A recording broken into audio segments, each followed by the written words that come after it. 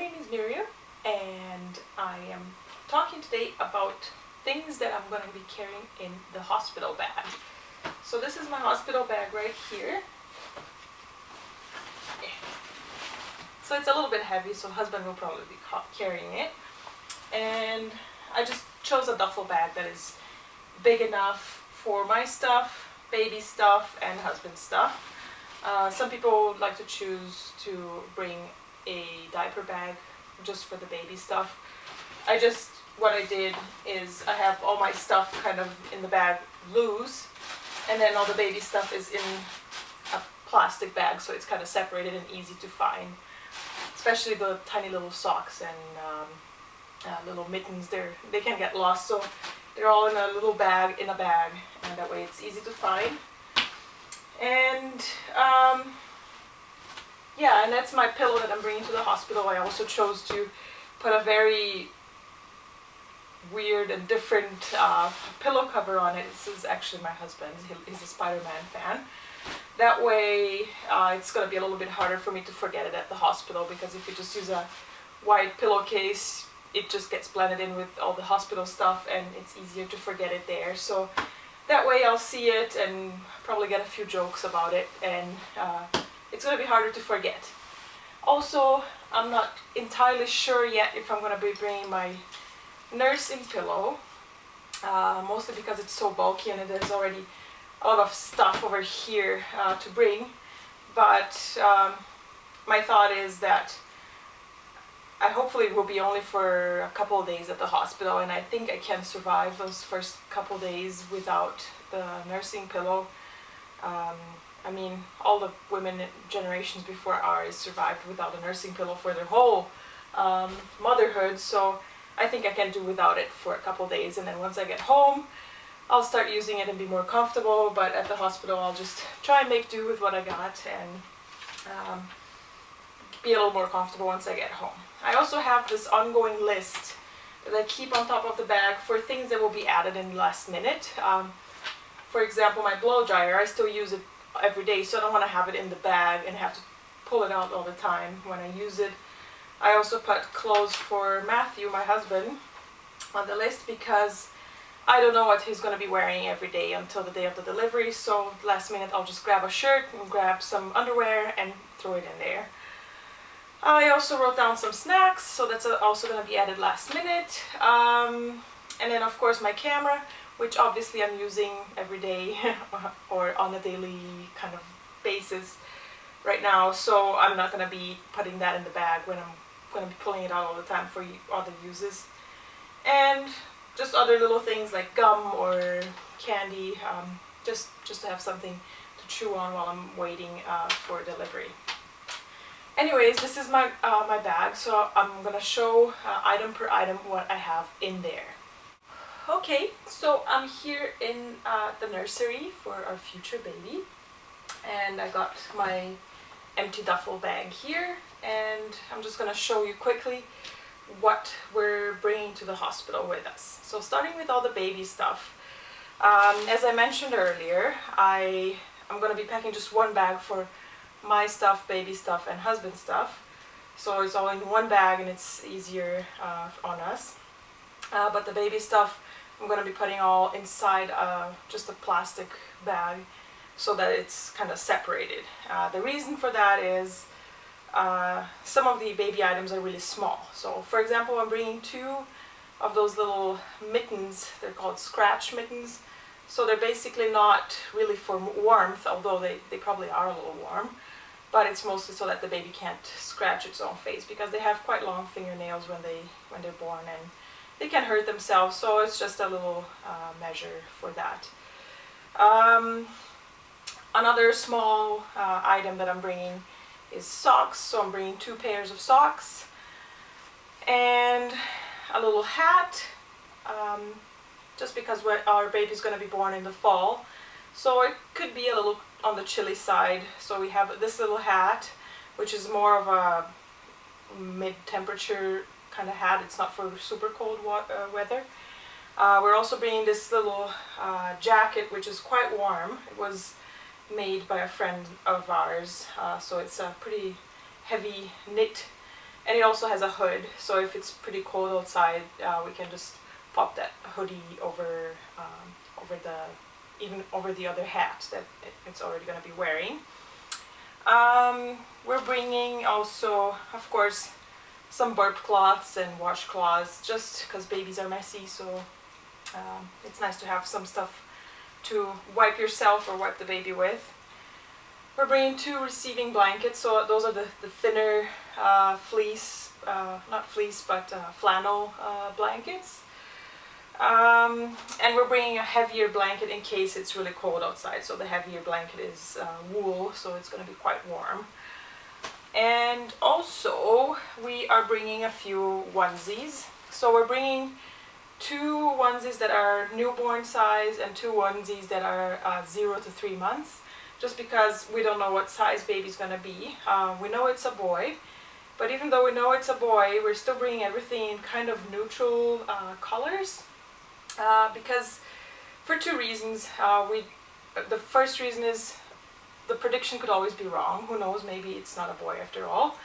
And the second reason is we kind of don't want to engrave our baby with everything blue all the time. We kind of want to give him as many different colors and stimulation as we can. We don't want him to just have everything blue all the time because it gets pretty boring. So yeah, there's a few lighter weight onesies that are not that warm. And this one is a little bit warmer, so it's a little thicker material, and it's a little bit more on the cuter side, so it has a little more detail, so it's going to be maybe the coming home outfit. And then there's the Sesame Street one, which is also a little bit warmer. So we just gave ourselves a few options because we don't know whether we're going to have a very large baby or a really small baby, so it's nice to have a few options. Besides, baby clothing doesn't take that much space in the suitcase, so it's okay to add a few extras. The next baby items that I'm bringing are this head support for the car seat, because the car seat, although it has the insert for the newborn, sometimes their head still bobbles around quite a bit just with what's given in the car seat.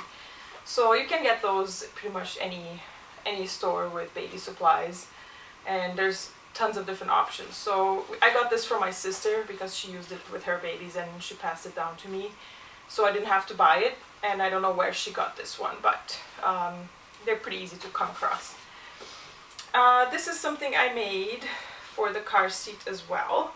So it's a blanket that you actually put into the car seat, so it has these holes that I put some buttons in, and you can, that's to fit the seat belt into. So the buckle goes in here, and the seat belt comes like that, and then baby will be sitting pretty much on top of the blanket, and you can either wrap him up if it's pretty cold, like that, so he'll be nice and snugly in there, or you can just leave it open if it's a warmer day. But it's still nice to have that protection over the car seat, because if baby pees or pukes, there's this protection that is a lot easier to just take off the car seat and put it in the wash than having to actually wash the car seat itself. So just something a little handy, and because I like making stuff and sewing, I decided I would make this as a pretty easy project. If anybody wants the pattern, I can happily share that as well. And just a small changing kit. So it's basically, it has this pad that you can use for changing baby diapers. I don't know how much diaper changing I will be doing at the hospital, maybe once or twice. But I'm still bringing this along because you never know if you're going to be staying at the hospital for a little bit longer. And I know they have changing tables there, but I still wanted to bring this just as a measure so we can change the baby anywhere we want to. And there's some baby wipes in there, a couple extra diapers. So I put 3 diapers in there. And the PPTPs that I talked about before.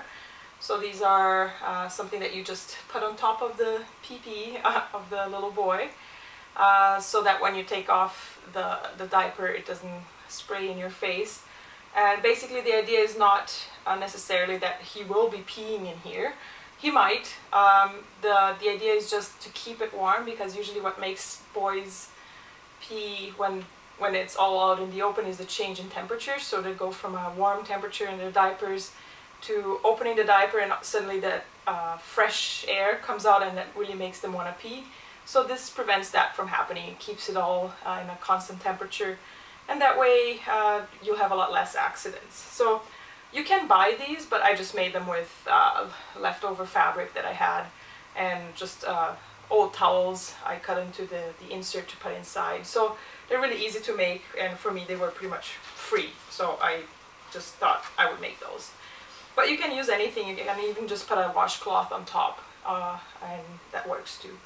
I'm also bringing a little sample size of diaper rash cream. I don't think I'll be using it at the hospital, because really it's going to be the first 2 days. What are the odds of the baby already having diaper rash at that point?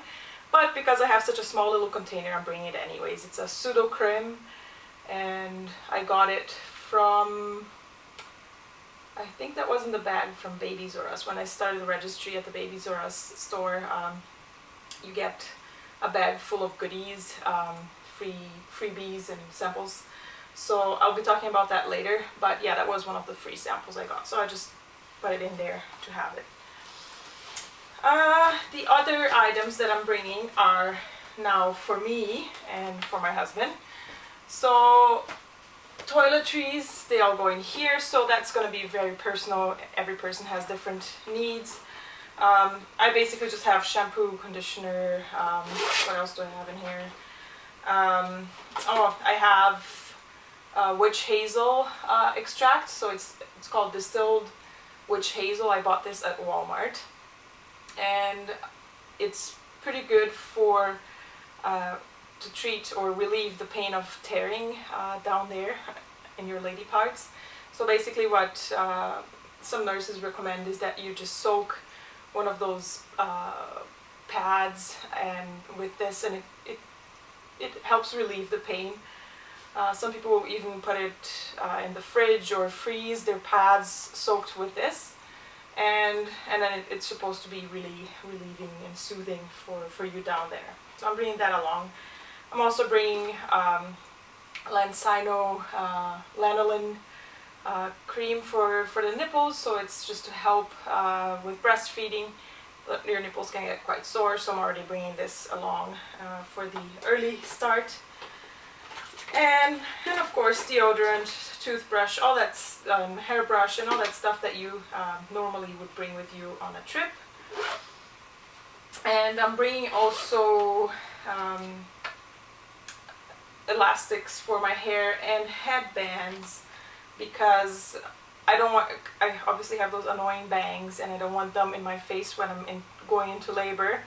And I got these headbands that have kind of a silicone strip inside, so it really holds my hair back, because my experience with bands like this, it just pretty much slips off my hair and whoop, it goes off the top, so they don't really stay in place very well, and I'm pretty sure that when I'm in labor I'm going to be squirming quite a bit, so I want something that stays put. And people recommended against using those clips in your hair, because when you're in pain and screaming in labor, those clips just go flying everywhere, and it doesn't really do much for you. So headband it will be, and hopefully it will work for me, but I'll find out.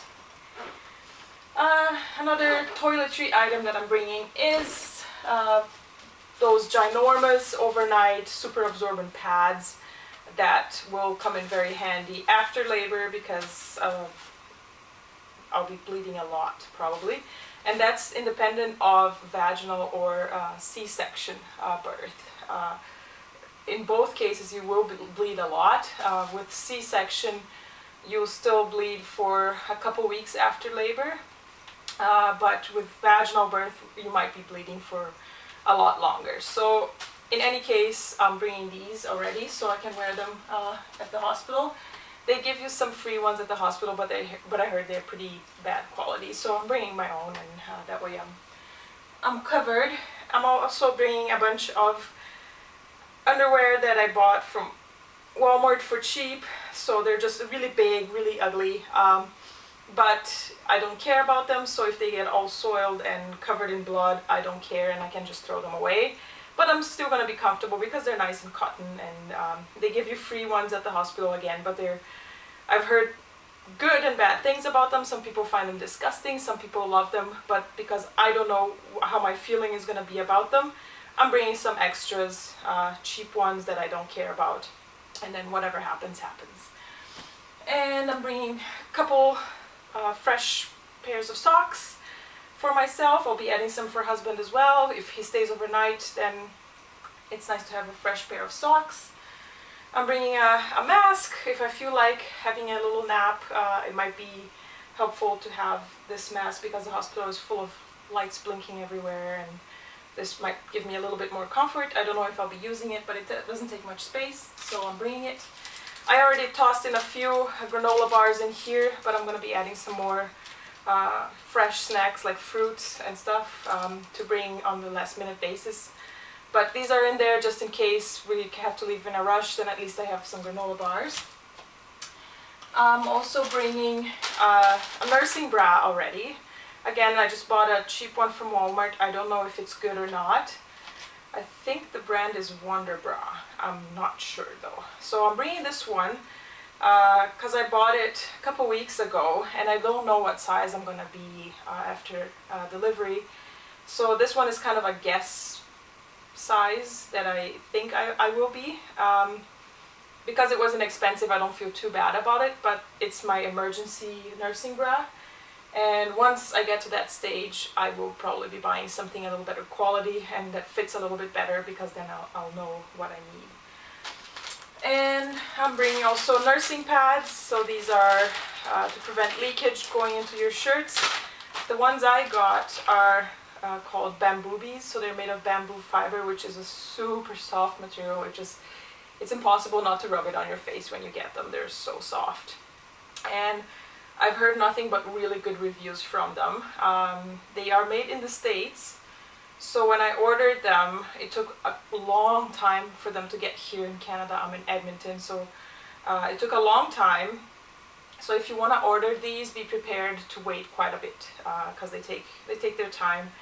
It's probably because of customs and all that, but they're definitely worth it. I got a package with 3 pairs for daytime, and then they have the 3 pairs of the overnights that are a little bit bigger and a little bit thicker, so they will absorb a little bit more. And this package was $40, but they sometimes go on sale, so you might be able to get them for a little bit less than that. But pretty good deal, and I like the idea that they're reusable, so you just throw them in the wash and you can use them again and again and again. Alright. So lastly, I have already a towel. So I have one of those camping towels which takes virtually no space at all compared to a regular towel, and it's super absorbent. I love this towel. I take it with me every time I go traveling, and it dries super fast too, so if you use it and you want to go home right after, you don't have to worry about having a soaking wet towel in your bag because it dries super fast. I'm bringing just a fresh top that right now it doesn't fit me the best, but after labor you're supposed to bring something that fit you okay when you were 6 months pregnant, which is definitely the case for this one. It was even a little bit loose when I was 6 months pregnant, so it's a good size to bring. And I'm bringing sweatpants as well for my trip home. I could try and fit into jeans, but I'm not going to take that chance. I might be wearing these sweatpants to come back home, or I might just be wearing the same pants I was wearing when I went into the hospital, because I'll probably be wearing pants at that point. So who knows, but at least I have clean pants to wear, and they're fairly decent, so no stress there. And as I said before, I'm going to be adding the last minute items that I have on my ongoing list that always stays on top of the bag, so I know what to add. And even if I end up going to the hospital in a rush and my husband has to leave work to meet me there, and I can just ask him to come home and grab the bag and add whatever is on the list that it has not been crossed out. So even he can do that for me. That way we both know what we need and we're all good and in the same place. Oh, and I also added a few empty grocery bags. Just sometimes you have like dirty clothes or garbage or stuff that you don't want to mix with your clean stuff in the bag, so I always have some grocery bags in there as well. And one more thing that is very important to bring, your insurance booklet if you have one. Just because sometimes at the hospital they don't know what you're covered for, and if you have this booklet you can check right away what you're covered for. I know that we are covered for a semi-private room, but we're going to try and get a private room anyways, and just pay the difference. You can do that, and hospitals are usually okay with that. And at least at the hospital I'm going to, it's the Grey Nuns. It's on a first come first served basis, so if there is a private room available, we'll get it, but if there isn't, then they'll keep us in a semi-private, but we're gonna try. We'll see what they have. And another thing I'm bringing is my birth plan. So the birth plan, I'm gonna be putting a template on the blog so you can have a look at what items I have in there, but feel free to change. I just wanted a short version that is only 2 pages long, because that way the hospital staff is more likely to actually look at it. Some people come in with like 10-page long documents, and honestly people are not going to really look at it because hospitals are busy places, and who has the time to look through a 10-page document at that point. So keep it short, but definitely put all the things that are really important to you. Like one thing that was important for me is that I only want a C-section if it's the absolute last resort and if it's really necessary. I do want to try as hard as I can to have a vaginal birth. Another thing that was really important to me was having a skin-to-skin with the baby after baby's born and have a delayed cord clamping. So those are 3 things that were really important to me, so I made sure to put this here. And every person is different, so you might have other preferences that will be very important to you. So make sure to have a birth plan like this. It's really helpful, and when you're screaming and in pain, it might be hard for you to remember what you wanted or how to express your preferences to the hospital staff. So having this is really helpful, and they really appreciate it when you come in with this as well. Okay, so this is it for the bag, and I hope you guys all have your bags packed at this stage of your pregnancies. I'm 35 weeks pregnant now, so it's getting close, and I'll see you on the next video. Bye bye.